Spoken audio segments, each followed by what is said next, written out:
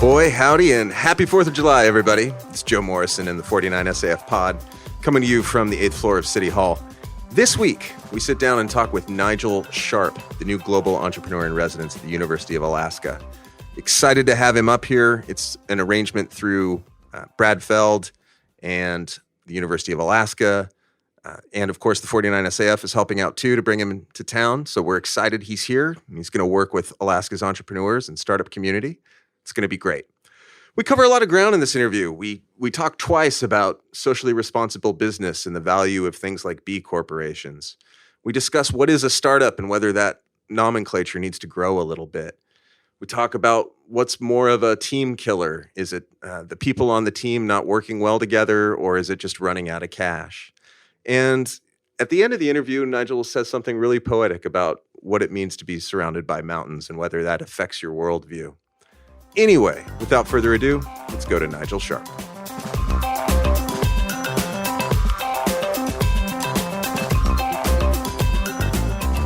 So, why'd you have a hard day? It wasn't a hard day. I just think it was just great to see sort of actually got to meet with entrepreneurs today. So today at the boardroom, Wednesdays, I get a chance to actually engage with entrepreneurs. It is fun because you're seeing like a full gamut of ideas. So everyone from your last year's Miss Alaska, I think, was sort of one of the early conversations that happened very serendipitously, all the way across to a startup week planning meeting that's coming up at the end of July, by the way, and then through to someone who I just met who's been having an idea that was sort of scratched out on paper in 2015, but actually probably one of the most exciting ideas I've heard this year. So yeah, it was, and they were just like, well, "What do you think?" And I was like, "Well, I don't usually speak about ideas, but this is actually one of those ideas that I like." So yeah. And who has the idea? Can you share that?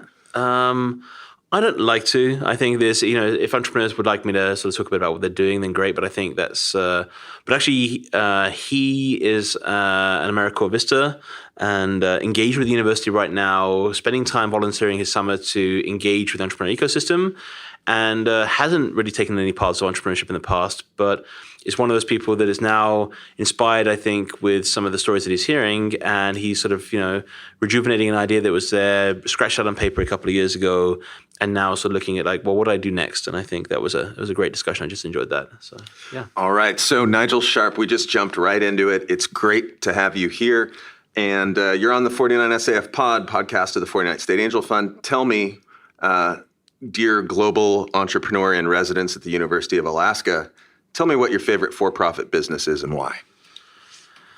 There's a ton of them that I like out there. I'd imagine that, I'd probably pick out the sort of popular ones like, the Teslas and the SpaceXs. I mean, everything Elon touches is pretty cool. But I guess more practically speaking, I think Kickstarter right now, both because they're a for-profit business, but because they've taken a B Corp model to it.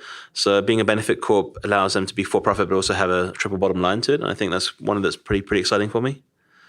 Yeah, I'm a big fan of B Corps for sure. Yep, totally agree. There's so much to be done with impact entrepreneurship and because I think a lot of entrepreneurs are out there to change the world, and yet they don't build that into their company because changing the world does not necessarily correlate with just making profit. And where they might be aligned to non-profit goals, they're not motivated by it doesn't have the intrinsic motivators that a for-profit business does. And therefore, I meet so many entrepreneurs who are like, well, once I've made my money, then I can become then I can become a philanthropist and give back. And it's like, well, how do you do both at the same time? And that's kind of what a B Corp allows you to do. And to be fair to entrepreneurs, many of them do. Many of them do say, I'm going to give back. Right, Joe. It's just a wee chat, mate. And please expect that I'll slip in and out of various English accents as we do this. Feel free to leave. Well, you'll attempt to. I won't attempt to, mate. I'll do it. But anyway, okay, Nigel, your story. Take us to how you ended up in America. Let's start there. How did I end up in America? Well, that was the wrong flight at the wrong time. How did I end up in America? So prior to America, was actually in a country called Armenia. For a lot of people that may not be geographically inclined, Armenia is a country that borders Turkey, Iran, Georgia, and Azerbaijan. Not the nicest neighborhood in the world from a geopolitical standpoint, but an interesting place because Armenia was kind of transformative for me. It gave me the chance to come out of creating what's one of the largest creative technology centers for kids in the world, called Tumo, then grow into starting a tech startup that took some global presence in Bulgaria, Armenia, and Boston here in the US. And I guess that's kind of what brought me to the US, is that we eventually sort of opened an office in Boston. We were working out of a co-working space, couldn't be here all the time though, because immigration for international entrepreneurs is a challenge. We're flying in and out flying in and out about every 3 weeks. It was a 16-hour flight back and forth across the world. Did not enjoy that process at all. Got very frustrated with it, talking about it very publicly, and found myself engaged with what was going to be the Global Entrepreneur Residence Program, and then came over as the first Global Entrepreneur Residence in Boulder of Colorado. Okay, so tell us a little bit about what year you were in Armenia and what year you sort of realized your time in Colorado. So you go from the UK to Armenia to Colorado. How much time did you spend in each spot? Well, technically speaking, it was England to Scotland to Ireland, England to Armenia to Bulgaria to Armenia to Boston to Colorado to Alaska. Would you do me a favor and put a diagram for our show notes? I can definitely drag out some pins on Google Maps if that makes it better. Yeah, that could be good. So, more about me. Yay. What can I say? So I spent about 6 years in Armenia. So I've been in the US for the last year and a half. To give some context, during that time, there was about a year spent in Bulgaria. So, in and around for the past sort of 3 or 4 years, kind of very actively engaged in the startup ecosystem. I guess I can be termed as sort of like in the startup trenches for the last 5 years, pretty solidly. In that time, I've had 2 tech startups. Both of them have been headquartered in the US, but they've had international presence. And What has been your best experience thus far with regard to entrepreneurship? Working with entrepreneurs, I think, is the best experience that you could possibly ever have. It's people that wake up, they're passionate every day, they're excited, they're engaged in what they're doing. They usually have all sorts of different motivators that set them aside from the regular crowd of people. I find it very hard to re-engage actually with people who are working in normal corporate environments. I work in a university, have done so for the last year and a half. In Boulder, I was working part-time. Here, I'm full-time engaged at the University of Alaska. And I find it different because I'm looking at people that have a relatively regular tone to their workloads and workflows, and then I'm surrounded by entrepreneurs who are, you go off and you give them an idea and they're working on it, and they come back to you the next morning. It's like, well, yeah, they don't fit into the regular sort of working hours. Actually, that last meeting I had today, he said to me, well, Nigel, I'm gonna probably go off and I'll probably see you tomorrow. And if I can, I'll just bounce you some more ideas tomorrow morning. It's like, yeah, that's a different spirit. And I think I enjoy that the most. So, what is the most challenging or frustrating aspect of working in entrepreneurship been for you? I'd like to say the entrepreneurs as well, but that's not true. The most challenging piece has been, I think, realizing that if I knew what I know now, it'd be so much easier to do everything all over again. And then realizing that that's always true in life, and therefore experience is almost the trump card for everything you can possibly do.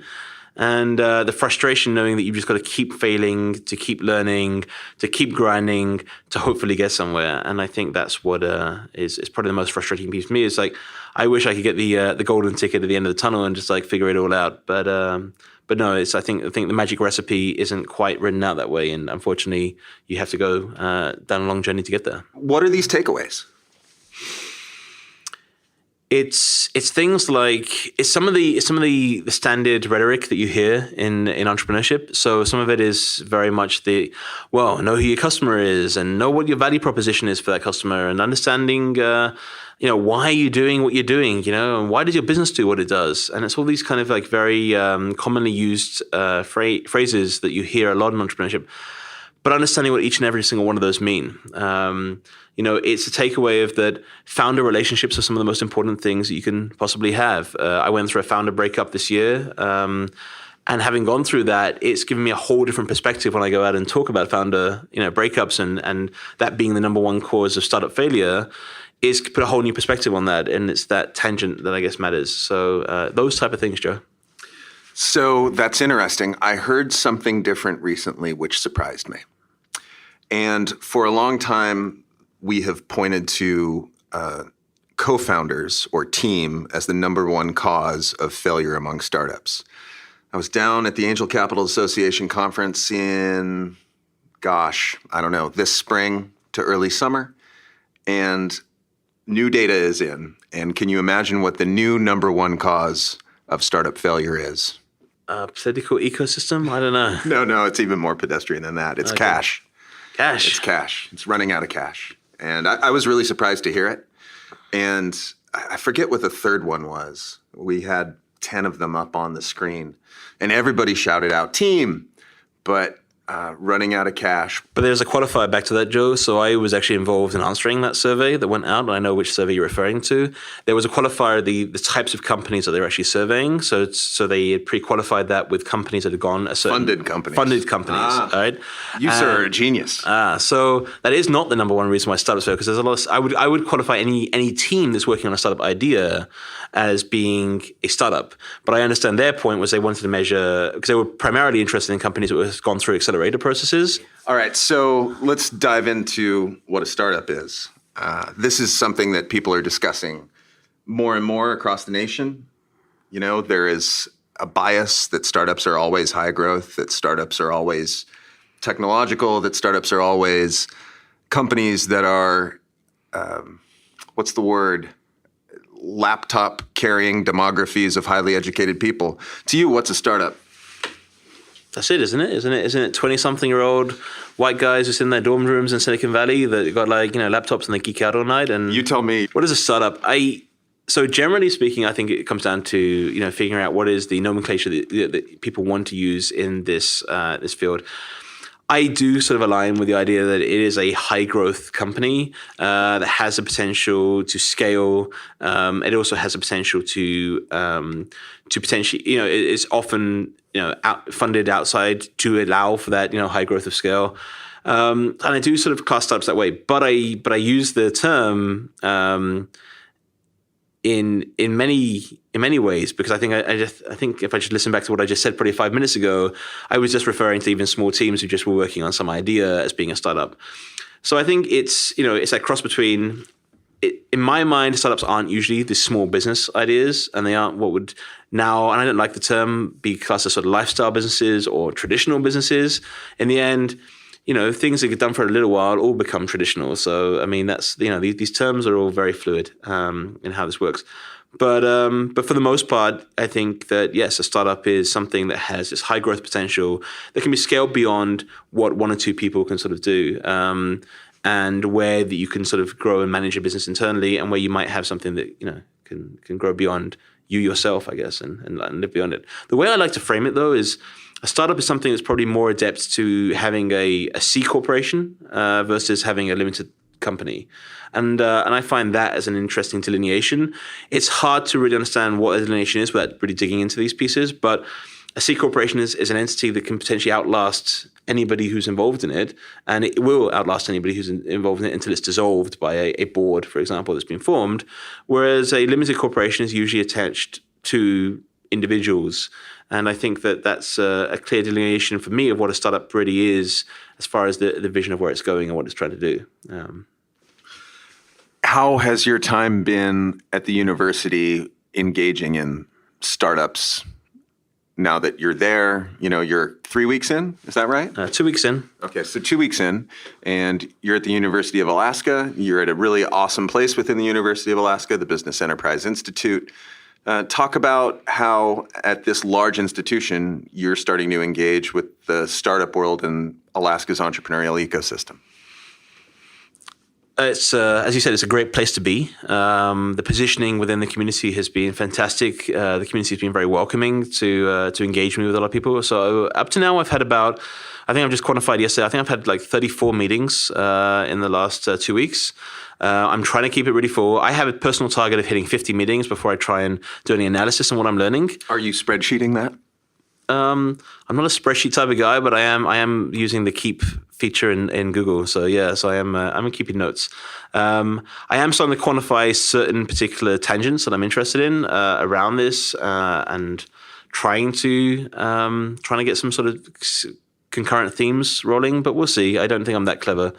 It's been great. Most of the people I've met have actually been sort of people engaged with the ecosystem and development of the ecosystem.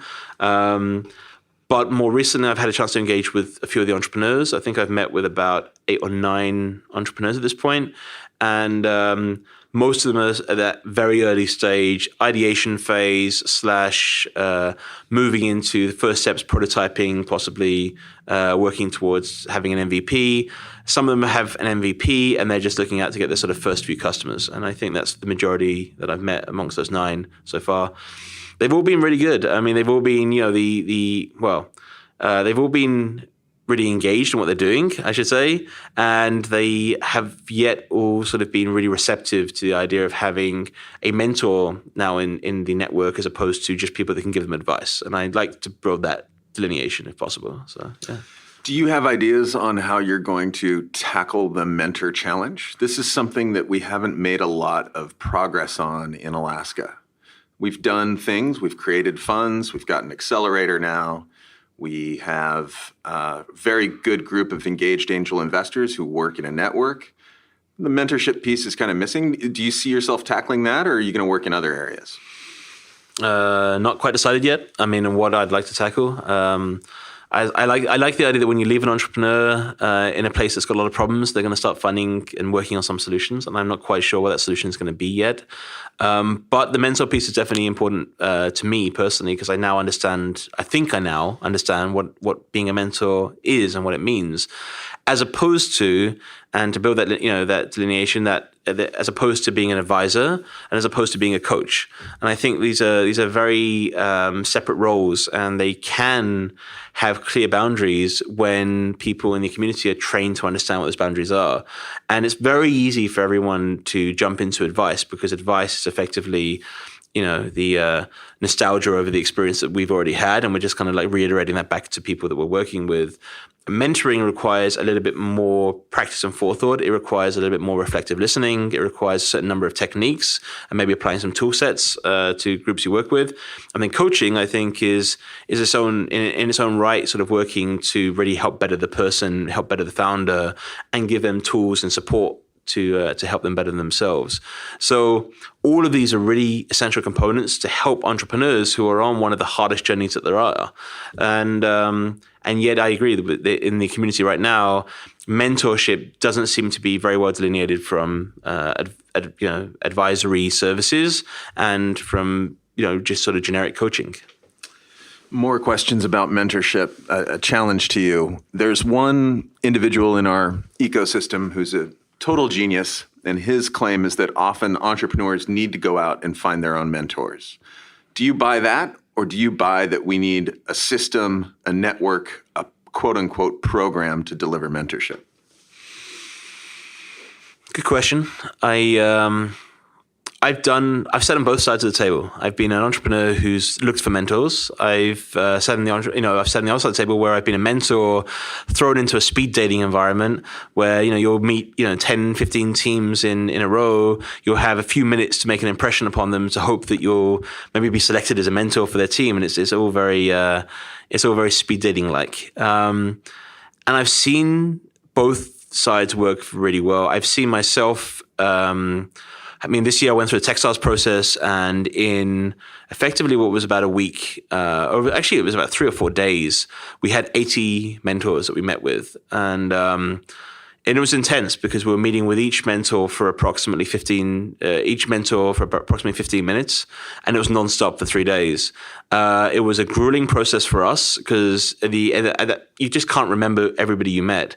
And so you go back over your notes. They had a system for allowing you to sort of score and value. They had some, prepared questions so you could sort of like work on finding things that could be of intrinsic value, but it's still really hard to see who you gel with, who you don't gel with, who's useful. But out of that, we found some incredible mentors who helped open that. Even some of those became investors in the business. So it's incredible, that the speed dating approach does work, and having a forced approach to have you forcibly network with mentors is valuable. But at the same time, if you know somebody's out there and you'd love them to engage in your business, engaging them as a mentor is still a hugely valuable task for entrepreneurs to do. And they need to learn how to do that, because they need to learn how to be able to sell their idea, not only to their customers, but also to investors and also to mentors. Have you noticed anything? Is there any other part of the ecosystem that you want to work on? And I'm not talking about what we're lacking necessarily or a criticism of Alaska, but what part of the ecosystem do you want to work in your year here? This is just personal motivations. This isn't necessarily related back to Alaska. I think it's just because of what I've got interested in more in the past 6 months myself. Challenging entrepreneurs to think bigger in general. I don't know how you frame that, but I see that and this is similar because this is the same framing I've seen in other places that are surrounded by mountains, interestingly enough. When you're surrounded by mountains, I think you only see so far, and horizons are somewhat limited. I don't know if that analogy works, but I think, opening people's horizon out so they look out to a larger ocean of opportunity, which I guess is kind of like looking out over the ocean. The analogy does work. Yeah, that's a good job. You're very poetic, Nigel. Beautiful, beautiful words. I think that in Alaska, it's hard to do this here because we haven't had the model set yet. So it's hard for people to see their $20 million a year business, which is kind of the minimum you need for this type of discussion we're having. It's hard to see that. And certainly seeing the $100 million a year business or even the $1 billion a year business, that just gets even more difficult. So I wish you all the best, and I encourage you to work with our entrepreneurs to think bigger, think bigger. At the same time, I know I'd be happy with $2 million in annual recurring revenue and 30% net margins. I'd feel pretty good about myself. But anyway, Nigel, talk about what you like about Alaska. Well, there's a lot I like about Alaska. We had our first chance to get out of town, out of Anchorage, this past weekend with my wife and daughter. We went up to the Matanuska Glacier, and that was just a lot of fun. I mean, you guys are surrounded by what is just natural beauty and a landscape that allows you to be challenged on sort of scale and thinking bigger. So I know I enjoyed I'm enjoying that right now. I'm enjoying some of these new cultural Americanisms that I'm exploring and finding. I went to my first rodeo a week and a half ago, and that was great. I think I'll go again. I think I loved that. I was didn't even know we had rodeos. You did actually have a rodeo up here, and it was like part of the National Rodeo Program. And there was a Miss Rodeo Alaska, and it was all very serious in cowboy hats, which was great, and loved it. So I loved that entire process. Thought it was really, really fun from a cultural point of view. So I don't know. I'm doing a lot of that right now. I think that looking around as well, the other thing I love about Alaska is it seems like, aside from the general rhetoric of being a frontier state, there is opportunity. There is gold to be had in so many different ways that I'm excited to see the opportunity for people to make, for not just myself, but for people that I get a chance to work with, for seeing them all making impacts in society around them, seeing them help the developer community. It's kind of exciting to see that all happening and be able to sort of link those pieces together and be able to work with those people and watching them all passionately driving something forward. That's kind of fun. So that's what I like about Alaska so far. Any other thoughts that you want to provide out there to the folks that are listening, thinking about Alaska's entrepreneurial ecosystem, thinking about building a business in Alaska? Just people in this community. Any statements you want to make? Talk to each other is the number one statement that I want to make. I'm really surprised at how I'm meeting more people than people have met each. I mean, it's just not that big an ecosystem. It's not that big a community. Like, why don't you guys all know each other yet? And I know that some of you think you know each other, but you really don't. I just met. I was with the Women's Entrepreneurs Network last night. I think they were called, and. Fascinating group, a bunch of really inspired, dedicated, interesting women who are driving a bunch of, different scale businesses with different, but they're utilizing a network amongst one another, and they've been running for 6 years. They've just handed over management to a new lady who's driving that forward, and And I was talking about, like, for example, Alan Johnston, who's like clearly one of the sort of the patrons of the entrepreneurial ecosystem here in the community. And she's like, well, I've never met him. And I was like, how not? You know, and she was like, well, I hear his name and I see his name in places, but what would I talk to him about? I was like, well, go sit down with Alan and I'm sure you guys will have a pretty decent conversation. I mean, you know, you're both, you know, tackling some of the same pieces there. And it's that type of thing. So just, you know, speak to one another. It would be probably my first and only thought that I kind of have to everyone that's out there. And this is a shout out to Alan Johnston in two ways. One, there is a recent Alaska Journal Commerce piece focusing on Alan Johnston.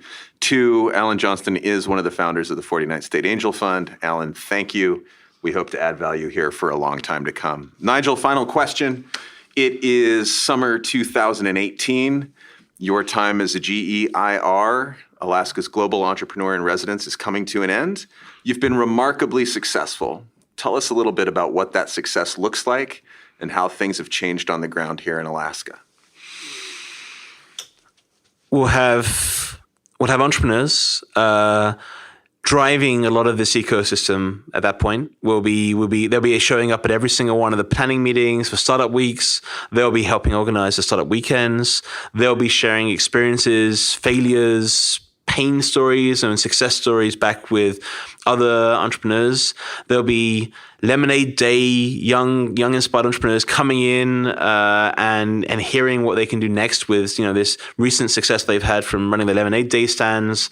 And they're going, you know, at the age of 12, looking at like an inspirational path of taking their businesses to the next level. There'll be oh, actually, there's quite a lot to achieve in a year. Hang on a second. Let me backtrack a little bit here. No, but I think you know there'll hopefully be a few stories with a few entrepreneurs who will be able to say, you know, wow, that connection that either I made or somebody that I know made to somebody else has helped me grow this. There'll be new businesses getting off the ground. There'll be some guys walking down the street in some startup t-shirts, proud and loud about the startups that they're creating, and that's what I kind of imagine we'll see in a year. Well, Nigel Sharp, that is the kind of can-do, positive spirit we need here. Go get him. I wish you all the best. Tear it apart, mate. Oh, jolly good. Well, jolly good show, chaps. Carry on. I didn't say you had to get all posh on me, boy. Anyway, from the 8th floor of City Hall, where every now and then Office of the Management and Budget Director Lance Wilbur wonders why New Kids on the Block is coming out of Joe Morrison's office. This is the 49 SAF pod. We are signing off. See you later. Bye-bye.